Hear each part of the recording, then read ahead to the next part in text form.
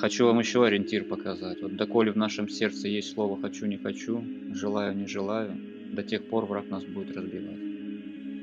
Поэтому старайтесь избавляться от этого. Пусть ваше будет желание только одно.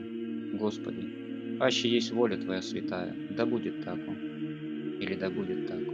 Как Ты хочешь, так и будет со мной. Я Тебе полностью доверяю. Я не просто верю, что Ты есть, я Тебе доверяю. Доверяю свое сердце, свой ум, свою жизнь. Если Ты хочешь, чтобы со мной случилось то-то, буди имя Твое благословенно. Если Ты хочешь, чтобы я в ад сошел, паки буди имя Твое благословенно. Если хочешь, чтобы я спасся, и тогда, Господи, буди имя Твое благословенно. Вот именно вот это Господь от нас ждет, чтобы мы научились доверять Ему.